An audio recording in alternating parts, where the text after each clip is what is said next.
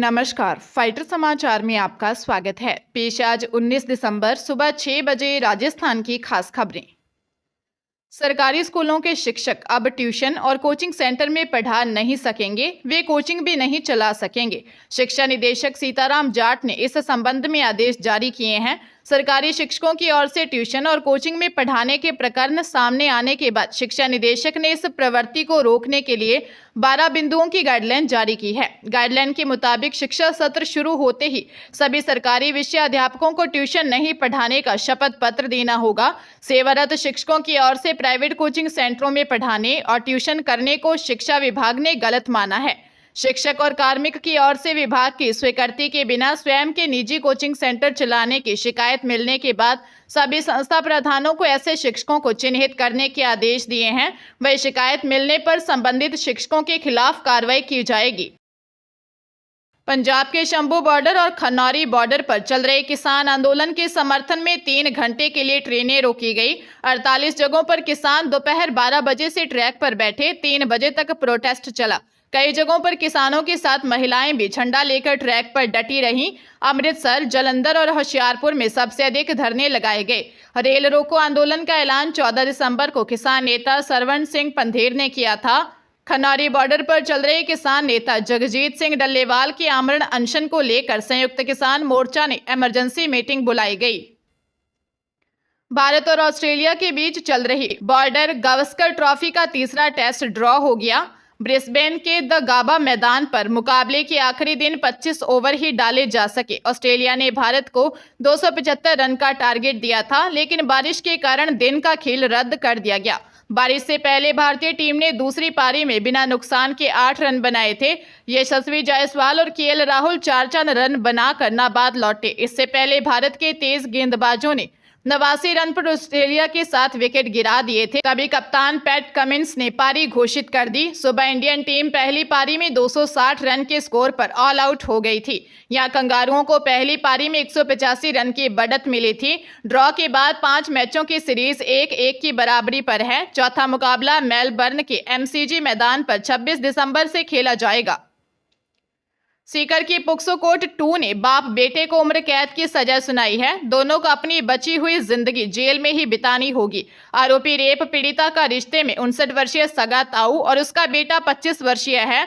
दोनों पर 2-2 लाख रुपए का जुर्माना भी लगाया गया है। नाबालिग जब प्रेग्नेंट हुई तब घटना का पता चला।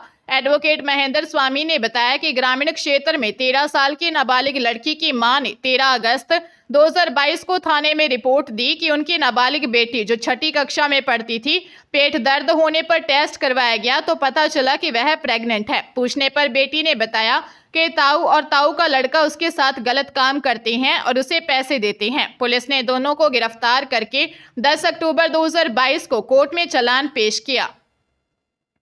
पूर्व मुख्यमंत्री अशोक गहलोत के करीबी नेता दिनेश खौडनिया के घर और ऑफिस पर सेंट्रल जीएसटी की टीम ने छापा मारा।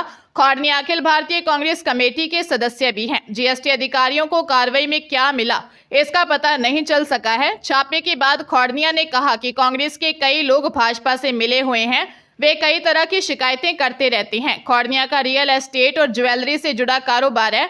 जानकारी के मुताबिक सेंट्रल जीएसटी के उदयपुर आयुक्त की गाड़ी में अधिकारियों की टीम मंगलवार शाम के समय सागवाड़ा पहुंची। टीम ने एआईसीसी मेंबर दिनेश खौडनिया के सुरभि मॉल में स्थित उनके ऑफिस पर छापेमारी की। कार्रवाई के समय खौडनिया सागवाड़ा में नहीं थे, वे जयपुर में थे। जीएसटी के अधिकारियों ने परिवार के लोगों की मौजूदगी में जांच की। कई डॉक्यूमेंट्स की कॉपियां भी जीएसटी अधिकारियों ने ली। राजस्थान के युवाओं का लंबा इंतजार खत्म हो गया है। कर्मचारी चयन बोर्ड ने जूनियर अकाउंटेंट और तहसील रेवेन्यू अकाउंटेंट भर्ती परीक्षा का फाइनल रिजल्ट जारी कर दिया है, जिसे भर्ती परीक्षा में शामिल अभ्यर्थी कर्मचारी चयन बोर्ड के ऑफिशियल वेबसाइट पर देख सकते हैं। इससे पहले राजस्थान हाईकोर्ट ने दिसंबर के पहले सप्ताह में राजस्थान में जूनियर अकाउंटेंट और तहसील रेवेन्यू अकाउंटेंट भर्ती में नियुक्तियां देने पर लगी रोक को हटा दिया था। दरअसल प्रदेश भर में 5388 पदों पर जूनियर अकाउंटेंट और तहसील रेवेन्यू अकाउंटेंट की भर्ती निकली थी। बोर्ड ने इसी साल 11 फरवरी को भर्ती परीक्षा का आयोजन किया था। इसके बाद 27 जून को लगभग दोगुना अभ्यर्थियों को शॉर्टलिस्ट कर डॉक्यूमेंट वेरिफिकेशन की प्रक्रिया शुरू की गई थी। राजस्थान में अब सरकारी वेबसाइट पर भी साइबर ठगों ने सेंधमारी शुरू कर दी है। सरकार की ओर सीधे किसानों के खातों में ट्रांसफर की जाने वाली राशि को हड़पने के लिए हैकर अब नए नए हथकंडे अपना रहे हैं। आपदा प्रबंधन एवं नागरिक सुरक्षा विभाग की ओर से किसानों को रबी व खरीफ फसलों में हुए नुकसान के लिए आदान अनुदान राशि ट्रांसफर की जा रही है। अब अधिकांश जिलों में साइबर ठगों ने पटवारी, तहसीलदार, बीडीओ की SSO ID को हैक कर किसानों के खाते डिलीट कर खुद के खाता नंबर जोड़ दिए, ताकि सरकार जैसे ही किसानों को राशि ट्रांसफर करे तो हैकर के खाते में आ जाए। अकेले बाड़मेर में ऐसे 3000 किसानों के खाते हैक हो गए। शिकायत के बाद आपदा प्रबंधन विभाग हरकत में आया और DMIS पोर्टल से होने वाले ट्रांजैक्शन पर रोक लगाकर जांच शुरू कर दी है। पंजाब के जलंधर में आदमपुर से कांग्रेस विधायक सुखविंदर सिंह कोटली के भांजे की हत्या कर दी गई। विधायक के भांजे के साथ मौजूद युवकों ने पुलिस को बताया कि वारदात को 8 युवकों ने अंजाम दिया है।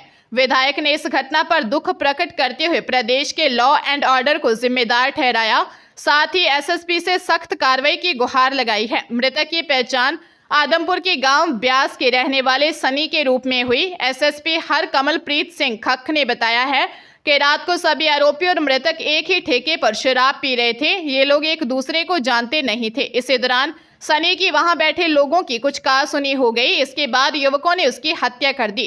पुलिस ने गांव वडाला निवासी मुख्य आरोपी कमलजीत सिंह और गांव खोजा निवासी सुरेंद्र सिंह सहित 3 आरोपियों को गिरफ्तार किया है। फरार चल रहे आरोपियों की तलाश जारी है।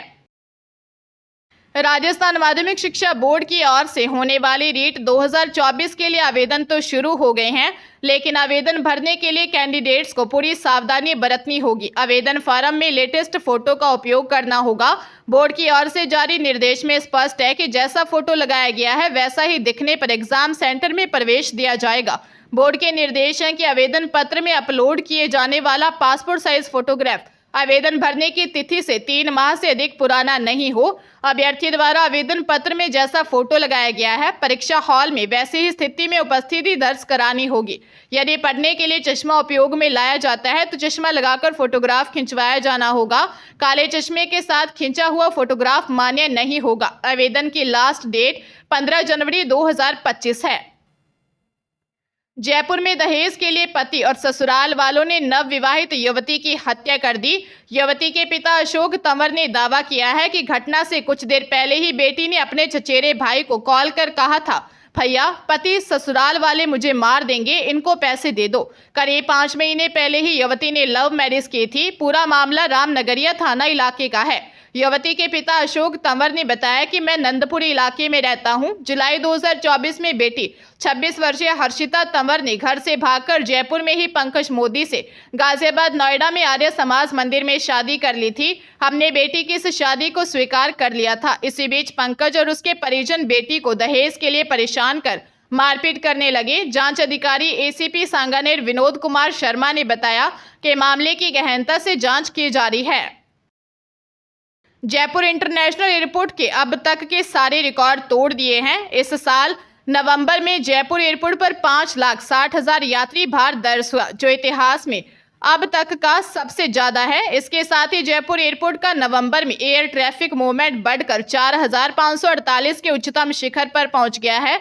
एयरपोर्ट प्रवक्ता ने बताया कि राजस्थान के सबसे बड़े इंटरनेशनल जयपुर एयरपोर्ट पर नवंबर 2024 में यात्री भार में बड़ी बढ़ोतरी दर्ज की गई है। इस साल नवंबर में 5,60,000 से ज्यादा यात्रियों का जयपुर एयरपोर्ट पर फुटफॉल रहा, जो नवंबर 2023 की तुलना में लगभग 17% से अधिक है। इसमें 5,13,000 घरेलू यात्री शामिल हैं, जबकि 44,000 से ज्यादा अंतर्राष्ट्रीय यात्री शामिल हैं। इसके साथ ही नवंबर 2024 में जयपुर एयरपोर्ट का एयर ट्रैफिक मूवमेंट भी 4,548 के उच्च स्तर पर पहुंच गया।